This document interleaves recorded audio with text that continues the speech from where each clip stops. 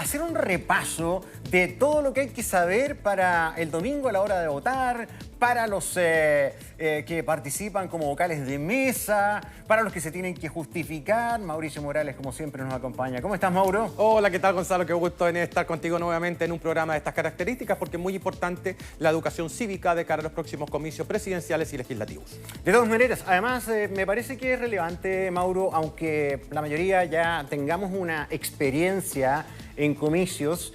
Bueno, siempre se integra mucha gente y hoy día que el padrón prácticamente se duplica a diferencia de la última elección. Bueno, tal vez llega mucha gente que no lo ha hecho, sobre todo con la diferencia entre un voto voluntario y un voto obligatorio como es en esta oportunidad. Vamos paso por paso. Mira, lo primero, ¿qué pasa si marco mal mi voto?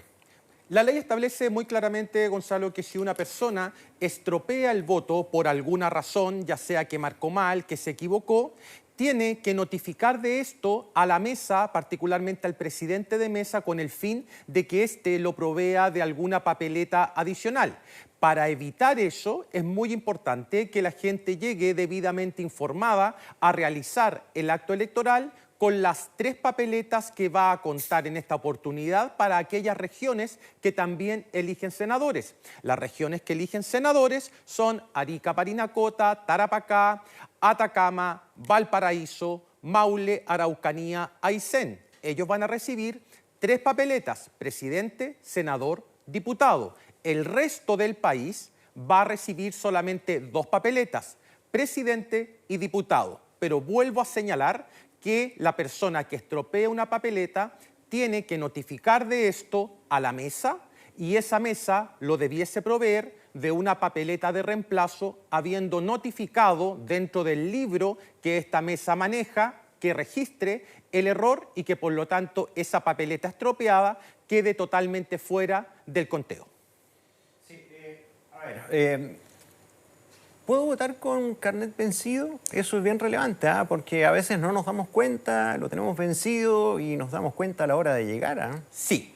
La Ley 18.700 de votaciones populares y escrutinios establece que existen 2 documentos válidos para poder sufragar: el carnet de identidad, el pasaporte, incluso ambos vencidos hasta con 12 meses de anticipación a la fecha de la elección legislativa y presidencial que vamos a tener prontamente este domingo.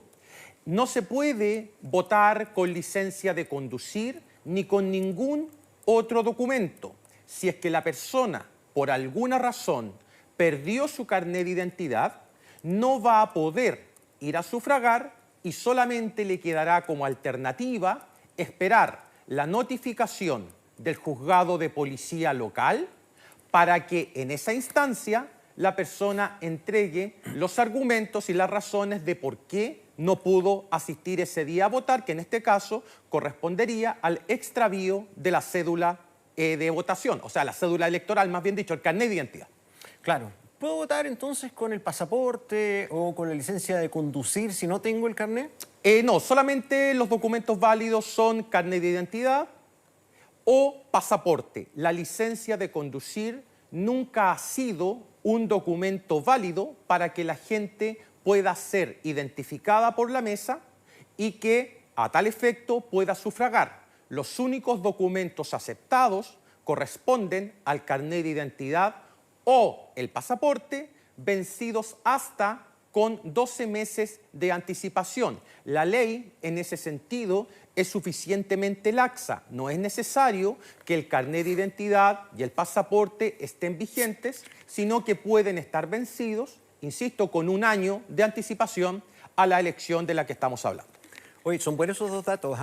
El pasaporte sirve y el carnet y el pasaporte sirven también si tienen 1 año de atraso, ¿no? De vencimiento. Sí, sí. Muy bien eso. Oye, lo otro, ¿en qué casos me puedo excusar y dónde lo tengo que hacer? Sí, hay distintas causales de por qué la gente no puede ir a votar. Por ejemplo, si la persona se encuentra enferma, si es que tiene alguna incapacidad para ir a votar ese día de la elección o por alguna razón que le impida asistir al local de votación. y hay otra adicional que corresponde a encontrarse a más de 200 kilómetros de distancia del local de votación.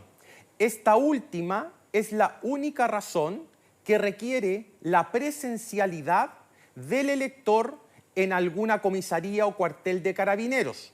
Es decir, si es que una persona se encuentra a más de 200 kilómetros de distancia del local de votación, va a tener que entrar a comisaría virtual, realizar un proceso de inscripción de la causa, le va a arrojar un código y ese código lo debe llevar presencialmente a una comisaría con el fin de que la misma comisaría valide que el elector se encontraba a más de 200 kilómetros de distancia de su local de votación. Es el único o la única causal que requiere presencialidad del elector para recurrir a esta excusa.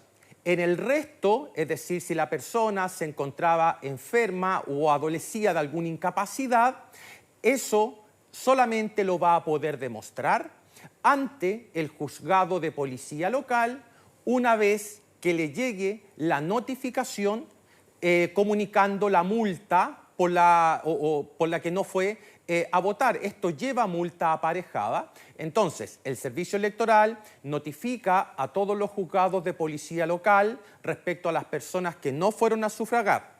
El juzgado de policía local emite las resoluciones y esas resoluciones llegan al domicilio del elector.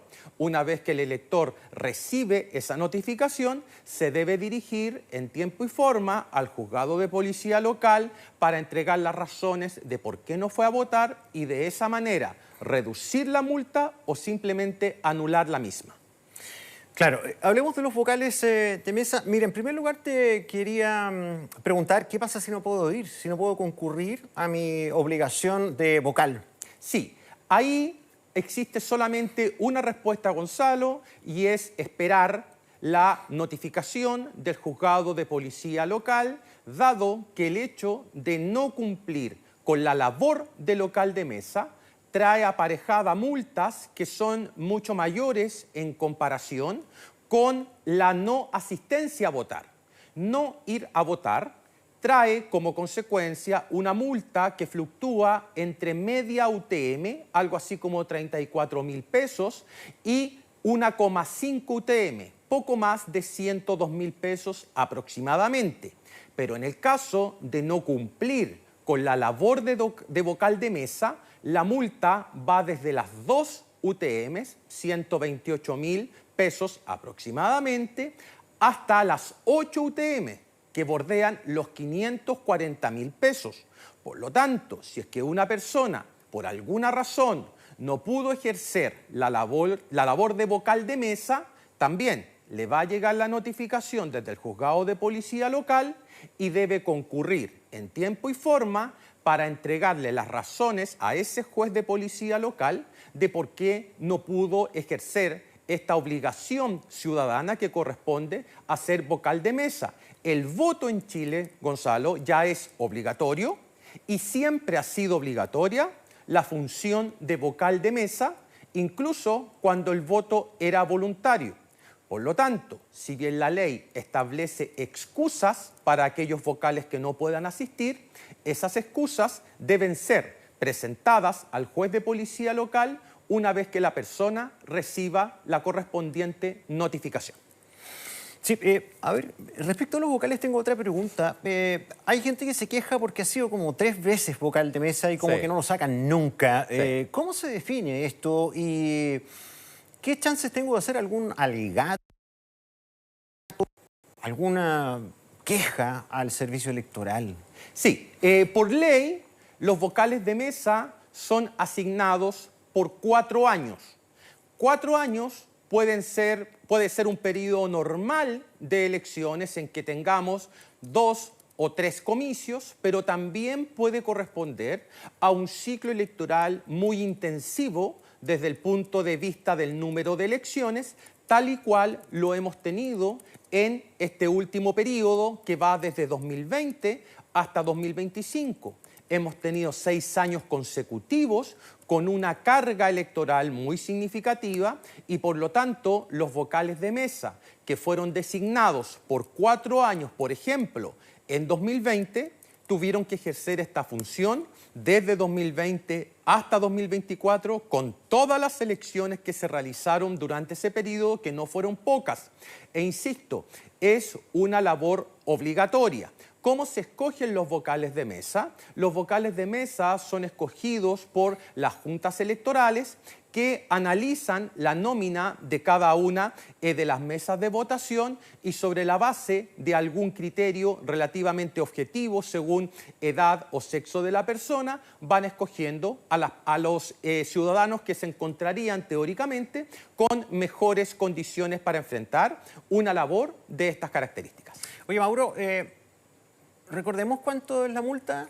La multa por no votar... Porque alta. Sí, la multa por no votar es entre 0,5 y 1,5 UTM, es decir, entre 34.000 y 102.000 pesos. Y en el caso de no cumplir con la labor de vocal de mesa, una persona se expone a una multa que va desde las 2 UTM, 128.000 pesos aproximadamente, a 8 UTM, que podría llegar en torno a los 540.000 pesos.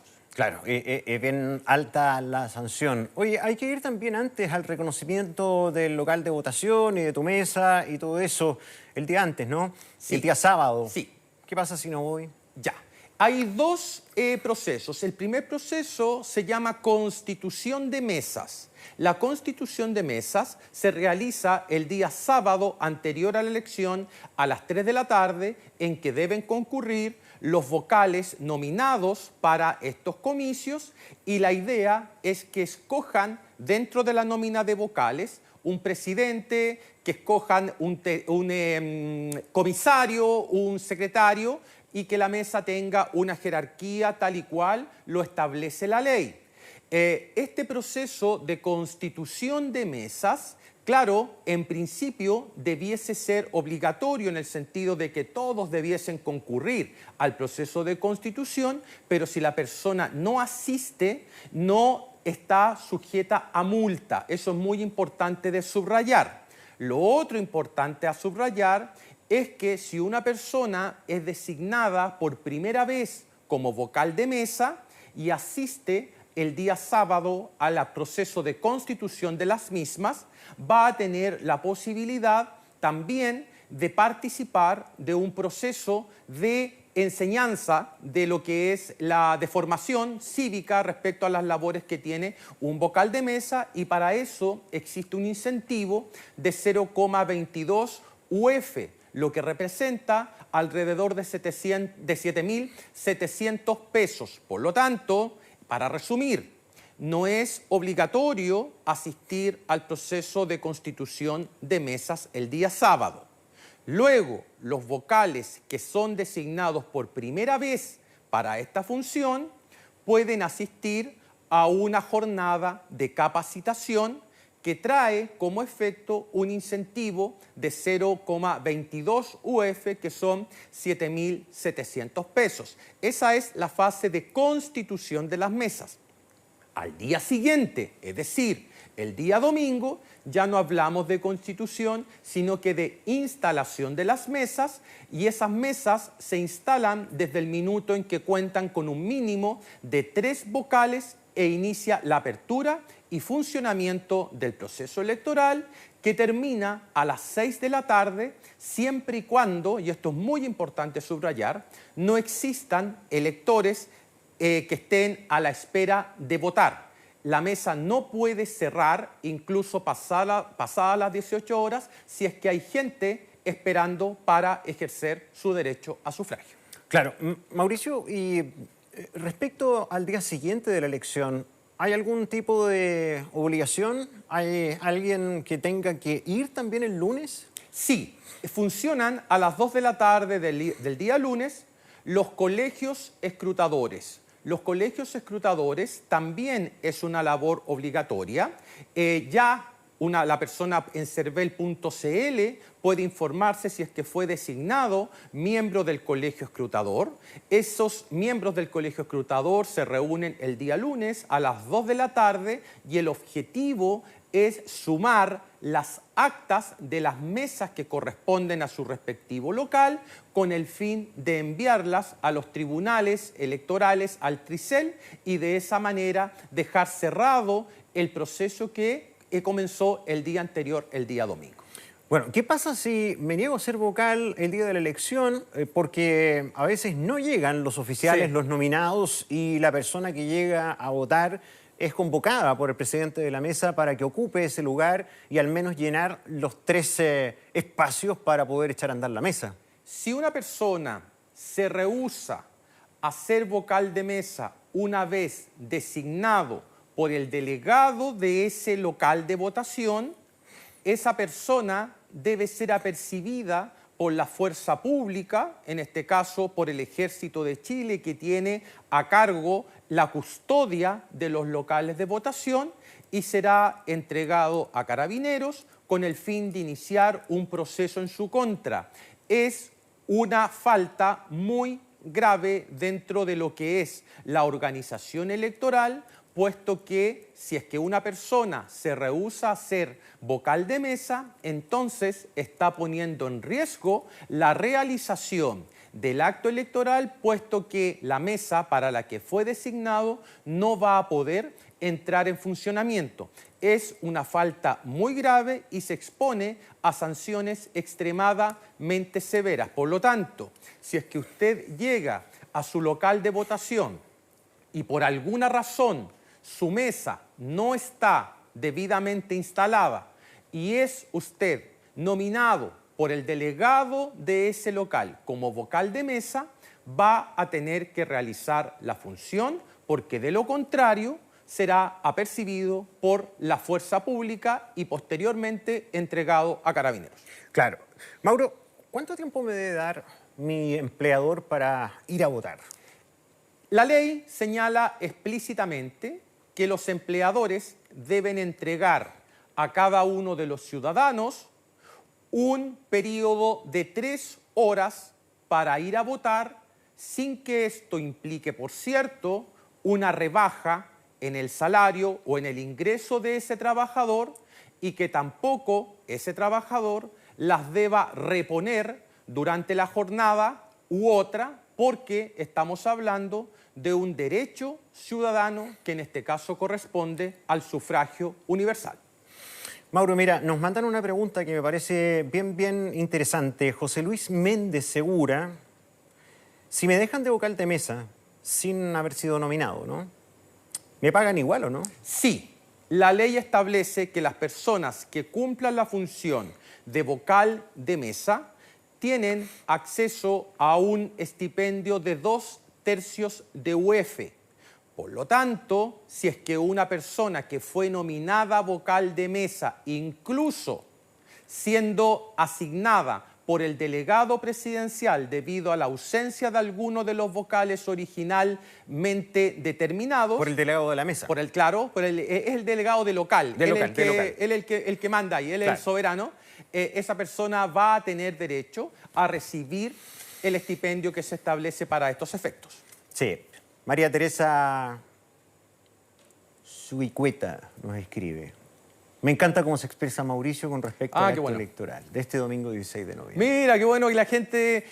una señal de afecto siempre es sana, Gonzalo. Entre tanto, sí. Oye, pero las redes sociales son tan violentas a veces que uno no sabe si lo está haciendo bien o mal. Entonces este tipo de comentarios ayuda muchísimo. Por eso lo leí. Qué bueno. Pero hay harto cariño también. Qué bueno, muchas gracias. Valora lo didáctico que eres, porque yo creo que refresca, ¿verdad?, un montón de cosas con las que nos podemos encontrar. Sí, claro. A ver, sigamos viendo algunos puntos. Invitamos también a la gente, si tiene otras preguntas, por favor. Nos suma muchísimo.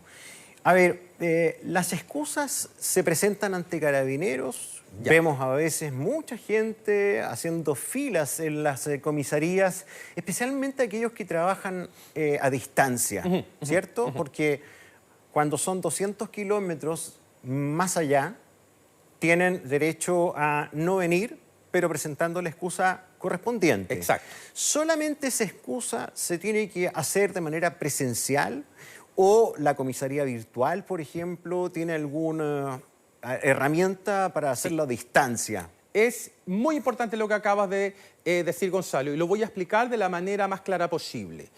La persona que se encuentre a más de 200 kilómetros de su local de votación tiene necesariamente que presentar la excusa en Carabineros de Chile. ¿Por qué?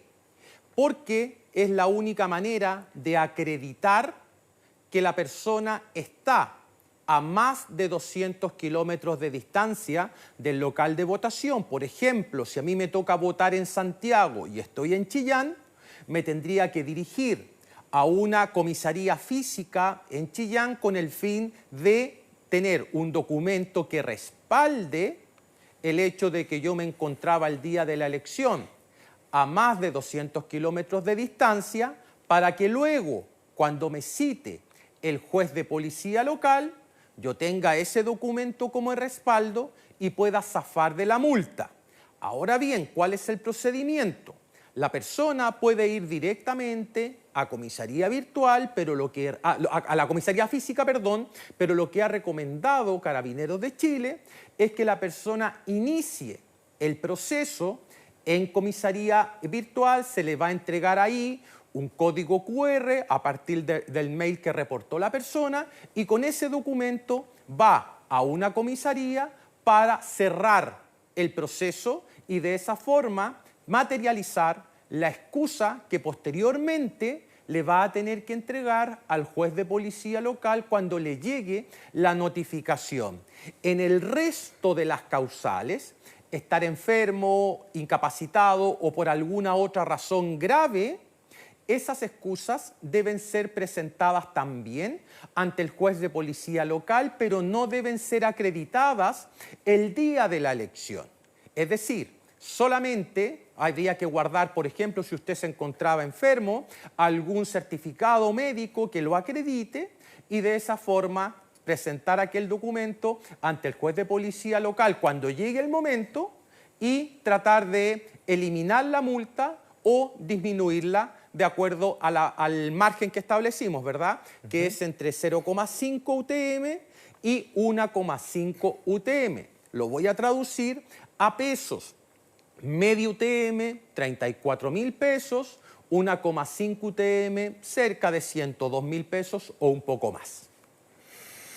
A ver, vamos a otro tema que me parece muy relevante. ¿No pagan mucho por ser vocal de mesa? No, no mucho. Son 2/3 de UF. Claro, 2/3 de UF son ¿cuánto? 22.000 pesos más o menos. 23.000 pesos. Sí, 23.000 pesos, sí. Una cosa así. Sí. Me han preguntado muchas veces en los locales de votación si tienen derecho a algo adicional. Por ejemplo, el día de la elección, al menos a botellas de agua. Y lo que me han dicho es que no les entregan nada. Claro, porque la ley entiende que este es un servicio que realizan los ciudadanos ante un proceso electoral. Se les entrega este monto simbólico, diría yo, que son los 2/3 de UF, y con esos 2/3 de UF, probablemente lo haya pensado así el legislador, las personas pueden acceder o comprar algún alimento, agua o lo que estimen necesario. Probablemente las temperaturas este fin de semana sean muy altas y que eso demande un mayor consumo de agua. A veces, Gonzalo, los alcaldes se preocupan de este tipo de cosas y entregan ya sea botellas de agua o cosas de esa naturaleza para los vocales de mesa. Y yo entiendo muy bien la molestia que en algunos pudiese provocar esta situación, en el sentido de que el trabajo que se realiza durante esa jornada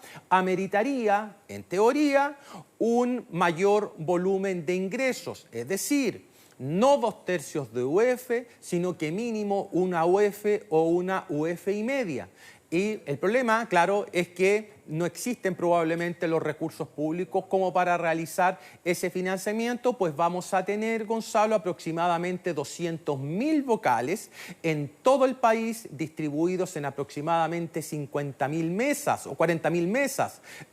Por lo tanto, es una situación que debiésemos examinar, tal como hay otras situaciones, y aquí me salgo un poquitito, pero muy breve, tal como es la legislación sobre la veda de encuestas electorales. Creo que te lo comenté en su minuto. Pertenecemos al 18% de los países que tienen una veda electoral de encuestas de 7 días o más. En los países desarrollados esto prácticamente no existe. Y mi asunto acá, mi problema acá, es que nos acordamos solamente previo a las elecciones. Todos están de acuerdo en que es una veda excesiva, pero como en periodo no electoral es una cuestión menor al lado de las leyes que se discuten en el Congreso y que tienen mayor peso contingente, entonces este tema se deja absolutamente de lado. Bien, a ver, ¿a qué hora crees tú que deberíamos tener el primer cómputo? ¿Te acuerdas más o menos qué ha hecho el CERVEL, que es súper rápido en todo esto? Te pregunto algo adicional. ¿Qué es lo primero que se contabiliza? Ya. ¿Presidencial o parlamentario? Mira, tú me haces esa pregunta y ya empiezo a vivir el momento del día domingo. Entonces, es más emocionante. La cita directora, que no se vaya a enojar conmigo si es que me extiendo un poco. A ver, dale, pues. Tenemos lo expliqué, tenemos 3 papeletas en aquellas regiones, en aquellas 7 regiones, en que se elige senador. En el resto elegimos presidente y diputado. Ya. De acuerdo al instructivo que frecuentemente se emana desde el CERVEL, lo que se le sugiere al presidente de mesa es que primero se proceda a contabilizar el voto de presidente, después senador si es el caso, y de diputado, sin perjuicio de que el presidente de mesa sea el soberano. Esta es la única instancia, Gonzalo, en que el pueblo se autogobierna el día de las elecciones, y bien se podría tomar otra decisión respecto al orden en que se van a contar las papeletas. Pero supongamos que en todo Chile se comienza con el conteo de las papeletas de presidente de la República. Eso debiese comenzar a las 6 de la tarde. Tengo solamente una preocupación, Gonzalo, y es la siguiente, que en las regiones en las que se escoge senador, la gente va a demorar más en sufragar. Por lo tanto, podría suceder que algunas mesas de estas regiones funcionen un poco más allá de las 6 de la tarde y que se produzca cierta aglomeración. Son 3 papeletas, no es poco. ¿Y sabías tú que la ley 18.700 establece que, a excepción de las personas discapacitadas, una persona debe estar en la cámara secreta máximo 1 minuto?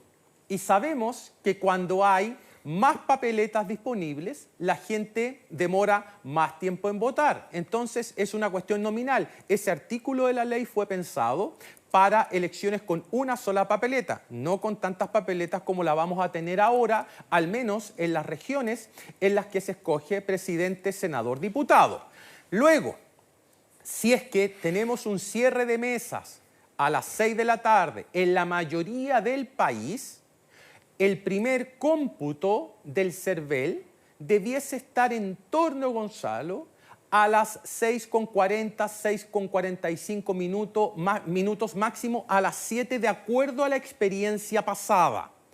Ese primer conteo es cercano, el oficial, porque el CERVEL comienza a alimentar el sistema desde más temprano, en el 5%, 6% de las mesas aproximadamente.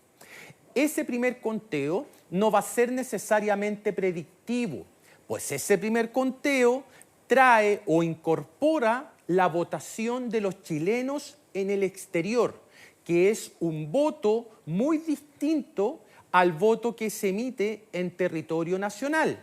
Son 160.935 los chilenos habilitados para votar fuera del país.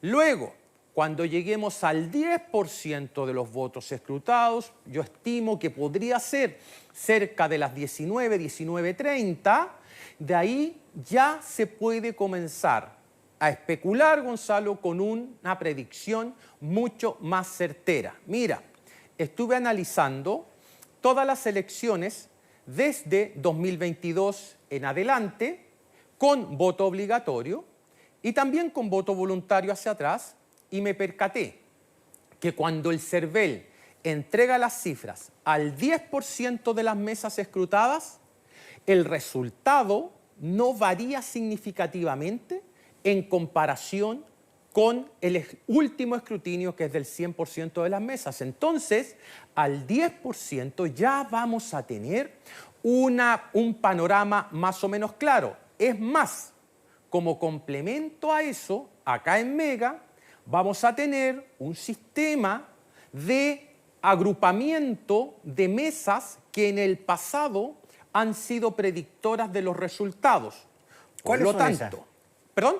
¿Cuáles son las mesas que más o menos dan una pista? ¡Ay, qué bueno! No voy a revelar mi fórmula acá. Solamente lo que voy a decir es que sobre la base de un algoritmo matemático, tomé todas las mesas del país y las seguí hacia atrás, ¿sí? Hasta 2022, porque han sido las mismas mesas, aunque se ha ido incorporando más gente, eso es verdad. Y en función de un algoritmo matemático, se arma un ranking, Gonzalo, de las mesas que mejor han pronosticado en Chile desde el año 2022. Claro, no es un muestreo aleatorio como muchas personas lo podrían estimar, que es mejor un muestreo aleatorio. Este es un muestreo de acuerdo al pronóstico, de acuerdo a la capacidad predictiva que ha tenido cada una de esas mesas.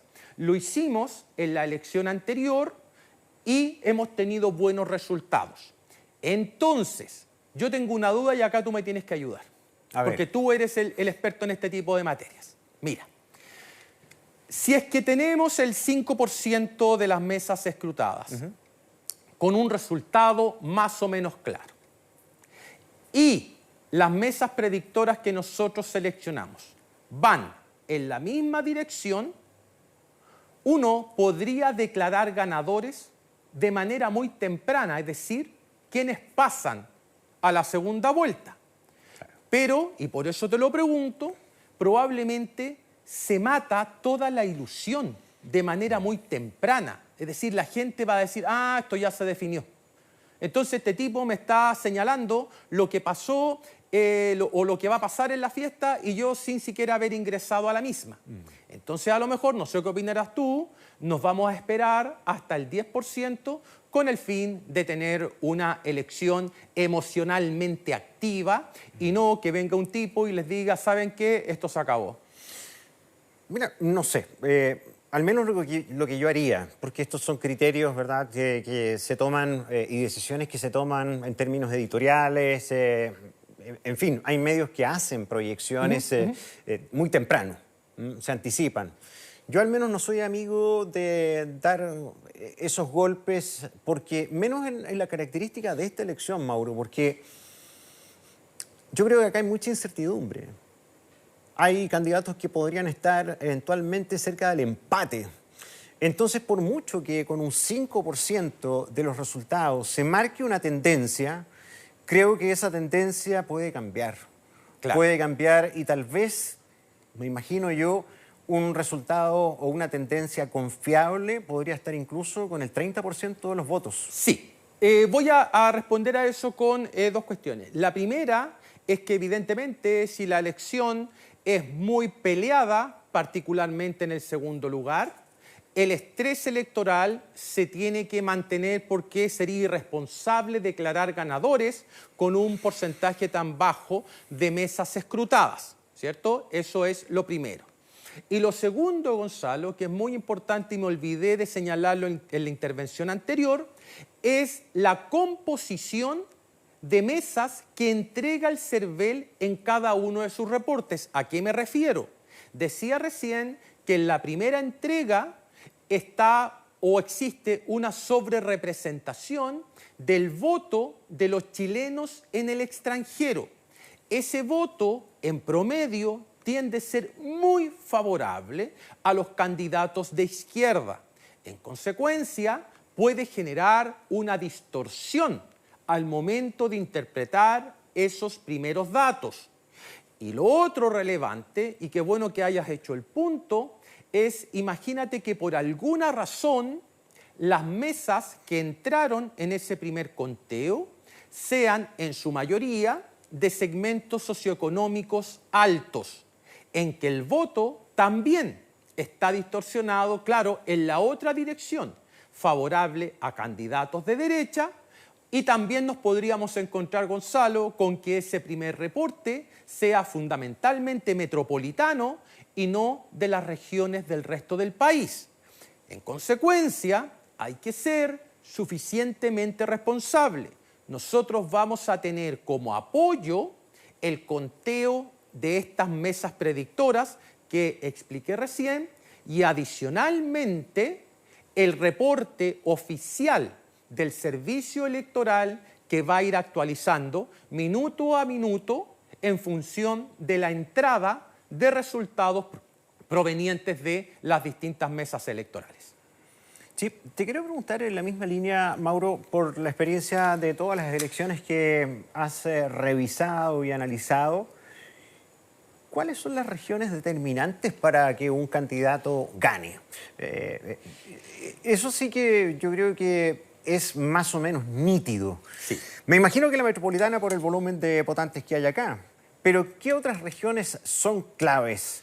Las grandes regiones, capitales regionales, me imagino sí. Antofagasta, Ajá. Concepción, Biobío, Araucanía. Ya. A ver, dale. Voy.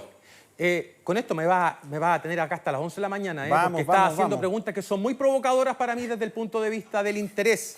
Ya, la región metropolitana representa el 38,9% del padrón. Imagínate, casi ¿sí? un 40%. Casi el 40% del padrón. Pero no necesariamente el que gane la metropolitana en primera vuelta va a ser el próximo presidente de la República. Puede ser que no suceda, no sucedió en la elección anterior, pero siempre sucedió en las elecciones previas a 2021. Por lo tanto, la región metropolitana siempre ha sido y va a ser una de las regiones más importantes para definir la elección. ¿Qué otra región es relevante desde el punto de vista numérico? Es Valparaíso, representa cerca de un 10%, Biobío, Araucanía, Maule. Yo diría que ahí están las regiones que por volumen son las que más van a incidir en el resultado electoral. Pero si nos vamos a la distribución por candidatos, lo más probable es que en el norte del país, Parisi vuelva a tener un muy buen resultado y que tengamos a un candidato muy desequilibrado en términos territoriales. En la elección pasada, por ejemplo, Parisi logró cerca del 34% de los votos en Antofagasta, primera mayoría, pero en la región metropolitana el 7,7% solamente, e incluso en las comunas de mayores ingresos llegó a marcar cerca del 0,42% en Vitacura y en torno al 1% en Las Condes y lo propio en Lo Barnechea. Entonces, es muy importante tu pregunta porque nos va a permitir generar un mapa de los candidatos. Janet Jara, ¿dónde debiese ser fuerte? Ella debiese ser muy fuerte en Valparaíso. ¿Por qué Valparaíso? Porque en Valparaíso el Frente Amplio tiene las dos comunas o gobierna las dos comunas más grandes, que son la comuna de Valparaíso y la comuna de Viña del Mar. Tiene una buena cuota de diputados y va a pelear golpe a golpe el Senado con la derecha y también con el socialismo democrático, aspirando a obtener 3 cupos en conjunto con el Partido Comunista. En consecuencia, hay que tener mucho ojo con Valparaíso. Y para los candidatos de más a la derecha, Kast y Kaiser, la Araucanía, no por el tamaño que tenga la Araucanía, que como señalé está muy lejos de la metropolitana y de Valparaíso, sino por la cuestión ideológica que está detrás. La Araucanía fue la única región en la que se impuso, aunque sea de manera leve, el sí en el plebiscito del año 1988, en el plebiscito sucesorio, y ahí los candidatos de derecha tienen, Gonzalo, una lucha hegemónica mayor. Y la tienen en 2 niveles. La tienen a nivel de presidencial, entre Kast y Kaiser, para ver cuál de los 2 candidatos es capaz de transformar el malestar y el miedo que hay con el terrorismo en la Araucanía en intención de voto y por otra parte la lucha que hay a nivel senatorial. Y esa lucha a nivel senatorial, Gonzalo, en la derecha es entre derechas y dentro de la derecha. Es decir, entre derechas con la lista de Chile Grande y Unido, que es la lista que acompaña a Evelyn Matei, UDI, RN, Evópoli, Demócratas, y la otra lista, que es la lista Cambio por Chile, del Partido Nacional Libertario, Partido Republicano y Partido Social Cristiano. Entonces va a haber una lucha hegemónica ahí. Y dentro del Cambio por Chile, la lucha hegemónica va a ser para esa región entre republicanos y el Partido Nacional Libertario, que es una lucha indirecta entre Kast y Kaiser. Es decir, Kast lleva dos figuras muy fuertes que son Rodolfo Carter y Ruth Hurtado por republicanos, mientras que por Nacional Libertario compite Vanessa Kaiser, que es la hermana de Johannes Kaiser. En consecuencia, se van a enfrentar ahí directamente y veremos cuántos pares son tres moscas porque ellos tienen que definir quién va a mandar en esa futura coalición, probablemente coalición de gobierno. Sí. ¿Cuánto incide quién esté de alcalde o alcaldesa en una comuna? Sí, buena pregunta otra vez, Porque, Gonzalo. por ejemplo, acá en Santiago tenemos dos comunas muy populosas, con mucha gente, que son comandadas por el Frente Amplio. Sí, claro. Tomás Bodanovich, Maipú, y el caso de Puente Alto está... Matías Toledo. Matías Toledo, que es independiente, pero que es cercano al Frente Amplio. ¿Eso necesariamente se traspasa a un sector político? Sí, a ver, te voy a responder con el antes y el ahora, ¿sí?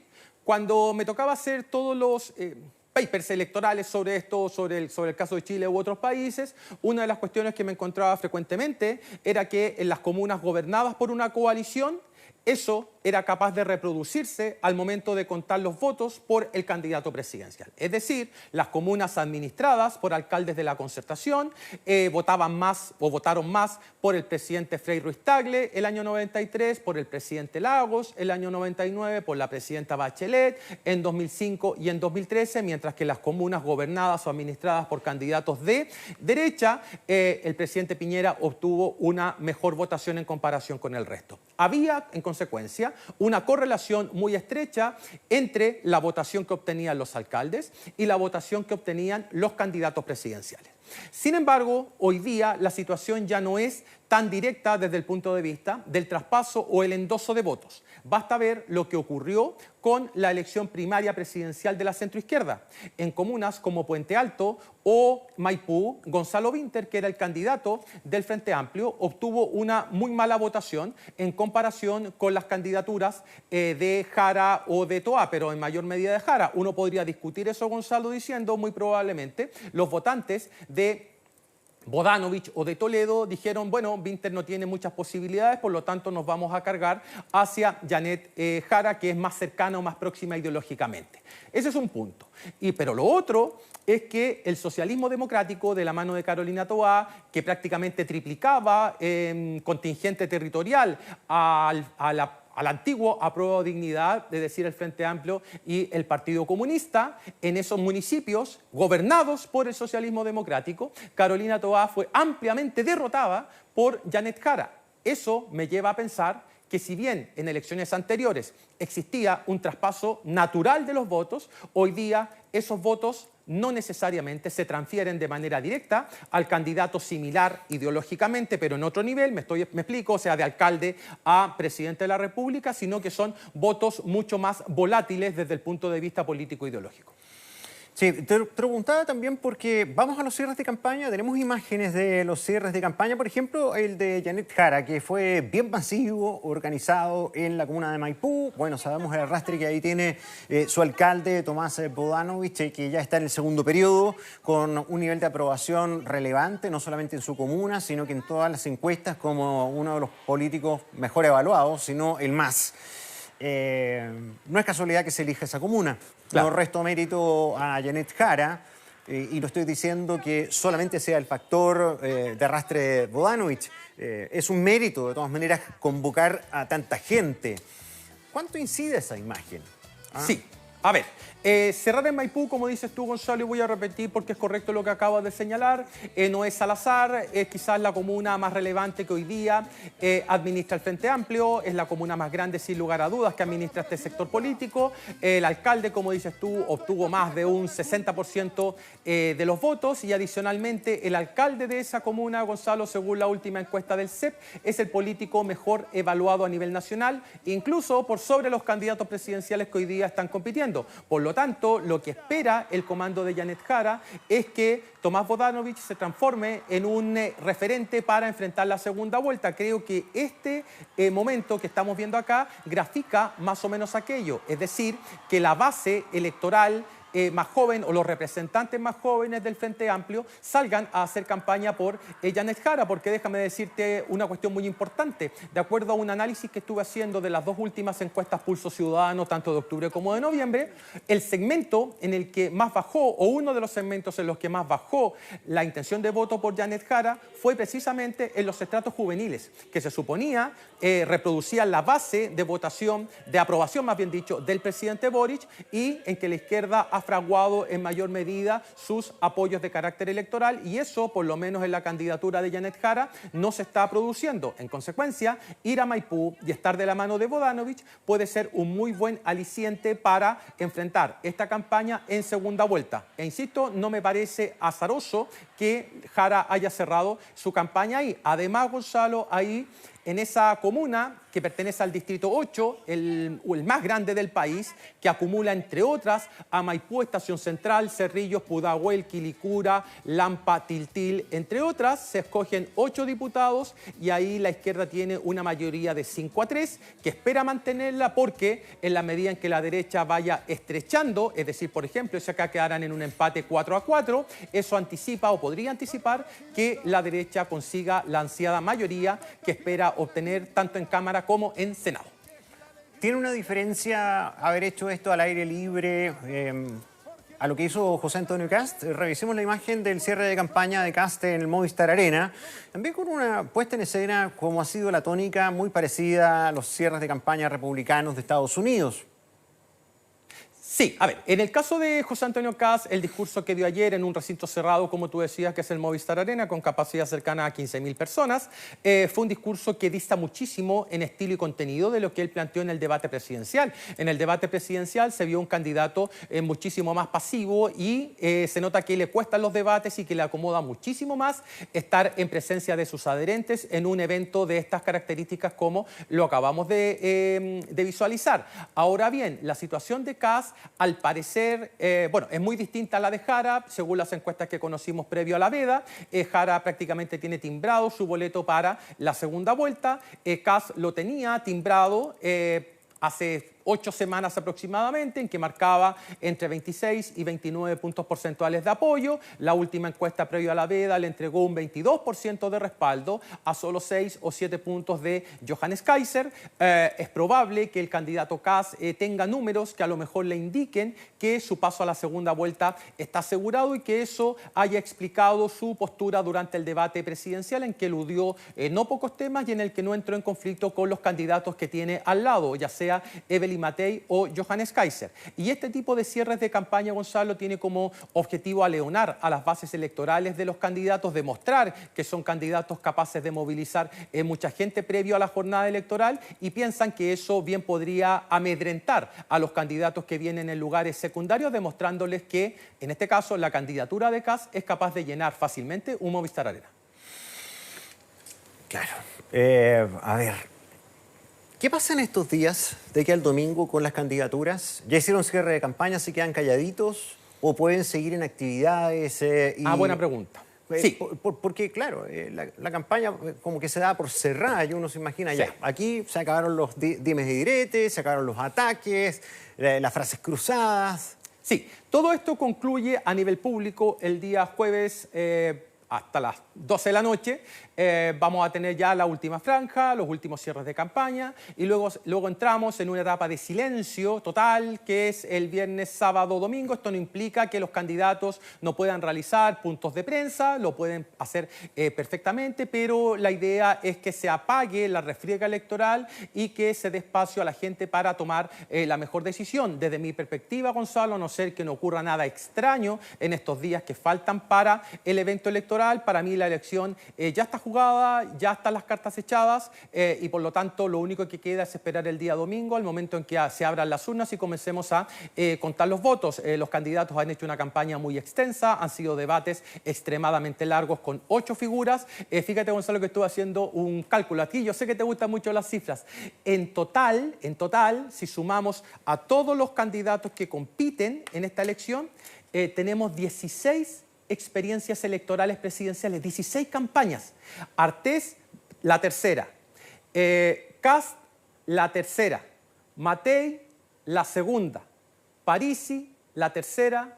Marco Enríquez Ominami, la quinta. Si sumamos a estos 5 candidatos, tienen 16 campañas electorales en el cuerpo contra 3 novatos, Harold May Nichols, Johannes Kaiser y Janet Jara. Eso es solamente para darte una idea de cómo hay líderes que son capaces de insistir a tal punto de llegar a una tercera o a una quinta elección. Esta es la elección en la historia de Chile, Gonzalo, en la historia que tiene el mayor número de avesados para enfrentar una elección presidencial.